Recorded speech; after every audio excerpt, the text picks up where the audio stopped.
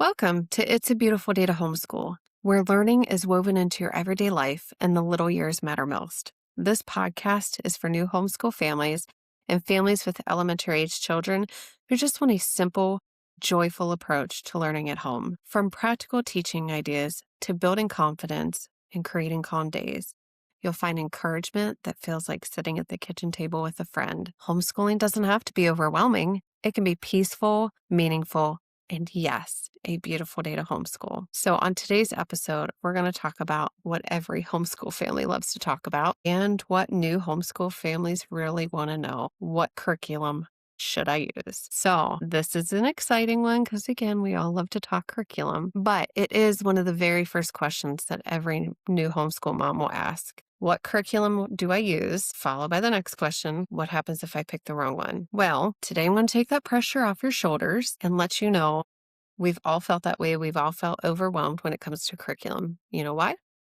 Because there are so many options. There's just too many options. And so when we figure out that we're going to homeschool and we want to figure out what curriculum we use, a lot of us go to our friends.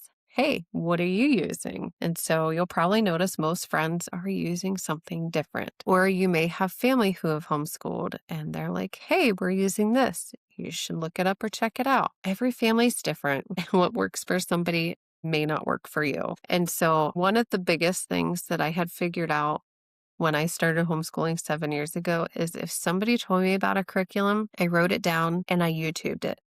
I wanted to see what it looked like from the outside to the inside and how it worked. So then I could see if it would work for my family or not. And I was able to cross a lot out pretty quickly just by checking them out on YouTube. So not only that, we are in a very social media age where everything's on social media. I mean, I am newly on social media, but that's where a lot of us kind of go when we have questions is I bet you somebody on social media has done it or they've posted about it. And yes, you will find homeschool curriculums all over social media. But one of my favorite things about it is you're going to see videos of these beautiful Pinterest homeschool rooms. And you're going to see all these beautiful bookcases with their books all color coded in there. That's not me. That is not how I homeschool. I do not have a designated homeschool spot. It's usually on the kitchen table, outside on the patio, sometimes in the car.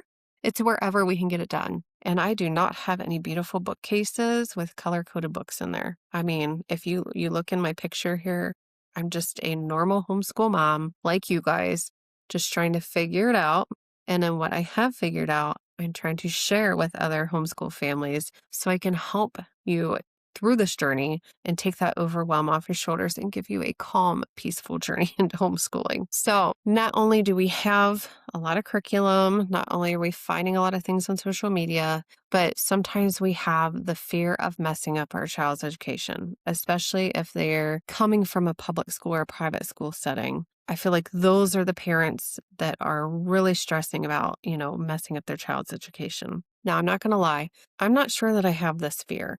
I mean, we have so many tools at our fingertips that can help us find where learning gaps are for our kids. But mostly, I think I feel this way because I'm able to go at my child's pace. So if they need to slow down, if they need to focus on multiplication a little bit longer, I can do that. And then I can pick right back up where we were. So I feel like that is why you shouldn't really fear about if you're going to mess up their education. We've got so many tools on our fingertips, like ACE diagnostics. ACE diagnostic testing, you can sit down with your student or with your child right there, go over the questions with them. You can choose which subjects. It doesn't have to be language. It doesn't have to be math. It can be science. It can be history. It can be Bible. You can kind of take a look to see where they're missing something, where they're thriving, and kind of go from there. And then, of course, as a new homeschool mom, one of the other big questions, or not really questions, but things that I see is the pressure of doing it right from the start. Like right here, right now, we decide we're going to homeschool, the pressure's on. Take the pressure off. Don't do that. We as homeschool parents, especially new ones, set our expectations really high. Our day is going to look like this. We're going to cover ABC today. We're going to go here. We're going to do this. but you woke up and a child is sick. You have a doctor's appointment you forgot about. I mean, maybe you have multiple kids and one is just having a little bit of trouble today and struggling. Our expectations, guys, cannot be super high starting out, because when they do, if your day doesn't work out, you feel like you failed, but you didn't. Okay. It's just a reminder that you may need to pivot. Either you're expecting way too much, the curriculum that you chose isn't really working out, or you just haven't found your rhythm yet. And you will. You'll find a rhythm eventually that works for your family, and that will help your days run smoothly until you need to pivot again. So, the biggest reminder about curriculum is it's not that you don't have options, you just have too many. And so, like I said, YouTube is a great place to look at different curriculums because, again, there are homeschool moms out there who will open these books and show you what they look like and how they work and what child would learn best with these style of books. So I feel like it's a great place to start. But there is one thing that I feel like no one really tells you when you go into homeschooling is there is not a one size fits all curriculum. I really wish there was, but there's not. And that is because every family is different. Learning styles of your students are different. So if you have multiple kids, they may learn differently than each other. So you may need different curriculum for each kid. You may have a different rhythm. So maybe both parents work outside of the house and you need to homeschool on the weekends. You're kind of changing things up and doing it differently, and that's okay. Or maybe you have a lot of kids and then you may have to think about maybe a unit study kind of style. Everything is different when it comes to curriculum. So the best curriculum is the one that works for your family in the season that you're in now. And the reason I say that, the season that you're in now, is because mamas, seasons change. Our kids change. I mean, heck, we change. And when things stop working smoothly, it may be time for a change. I'm actually going through this right now. My daughter has been using this same curriculum for 3 years now, and it's not working. It's not. And that stinks because I am a huge advocate for if it is not broke, don't fix it. But she's struggling. She's getting upset. I'm getting upset. And so I needed to step back and take a look and close the book. And once I closed that book, her stress went away. My stress went away. And I realized it's that curriculum. It's not her. It's that curriculum. And I need a change. So when things stop working, and your kids stop enjoying learning, again, it may be a change that's needed in the curriculum. So I am changing curriculum for the first time in 3 years with my daughter, but we're really super excited to see where this goes. So that's a reminder. You're not locked in. You can switch curriculum at any time. Okay? Don't be upset about it because nothing's wasted. They learned from it. They did. They may have been upset. You may be crying, but they learned from it. Okay.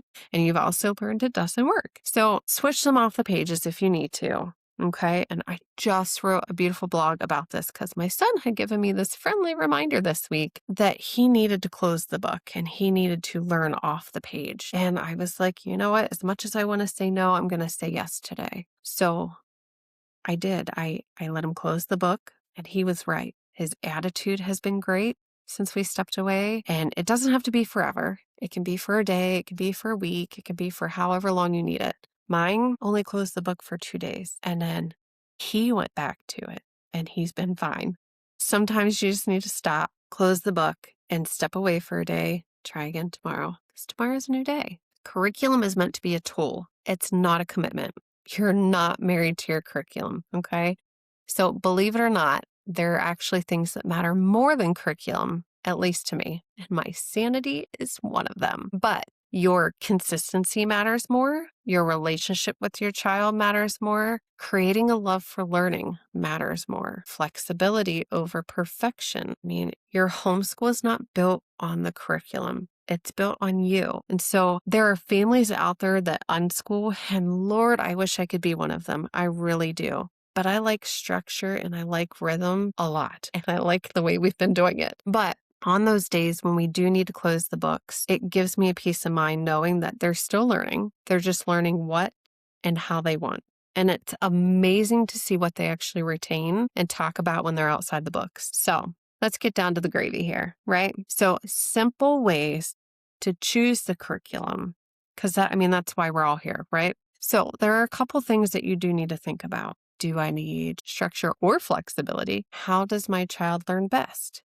I have a kinesthetic learner, so she learns best by physical activity and hands-on experiences. She needs to do rather than listen and watch. But my son, he is a visual, he is an auditory, and he's a kinesthetic learner. So it's pretty cool because I'm not that way at all. I'm more like her. I'm not like him. So he can read something and listen to it and watch it and see you do it, and he's got it. He's got it. So those are things to think about when you're trying to decide which curriculum to choose. Now, I probably have you a little confused on learning styles, but don't stress. I do have a blog coming very soon, probably the same day, if not the next day that this airs, so that I can help you explain. And I will give you a free curriculum decision guide that can help you understand that a little bit more. So stay tuned for that. But what fits our daily life realistically is something we need to think about. And I say realistically because as moms, we wear so many different hats. We make 3 meals a day. We do grocery runs. We taxi our kids from A to B. If you're like me, I help run the farm. So we're busy and we need to figure out where schooling fits in. Now, keep in mind, homeschooling isn't like public school or private school. You're not sitting down and schooling for 6 to 8 hours at a time. Depending on your kiddo's age, if they're pre-K, kindergarten, first grade, you might only be schooling maybe 45 minutes to an hour, maybe an hour and a half max. And if they're a little bit older, middle school age, maybe 2-3 hours. And if they're high school, maybe 4. So you have to keep in mind, again, whether you want structure, flexibility, what kind of learning style your student has, and what a realistic homeschool life or day you want to have is going to be. So think about this. You want to keep it simple, start small, don't overbuy. And it's okay to try it and adjust when needed. Okay. So you don't need the perfect setup to get going. You don't need every subject perfectly planned every day. And you don't need to look at everyone else because we love to compare. Come on, guys. We love to compare. We compare our kids to other people's kids. We compare this school to that school. We compare our marriages to other people's marriages. So it's like we need to stop comparing. It will destroy the relationship between you and your kids because everybody's different. So you don't need a perfect curriculum to start.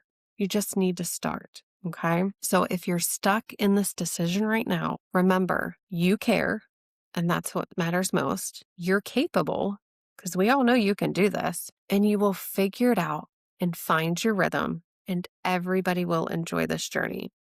Okay. You can do this, and you don't have to be perfect to get it right. So just get started. That's what matters. Pull in when you need to, take out where you need to. And again, YouTube is a great tool for looking at different curriculums when you're thinking about which ones to choose. So if you find this episode encouraged you, please share it with another homeschool mom who needs to take a deep breath today or might be feeling unsure. And come find me on TikTok, Facebook, Instagram, all those fun social media things. I am Homeschool Mom on the Farm, and I love celebrating wins and offering encouragement and walking through this homeschool journey with you. And don't forget to check out this next blog that's going to be talking about, how to choose the best curriculum. And there's freebies in there. Everybody loves freebies. So until next time, it's a beautiful day to homeschool.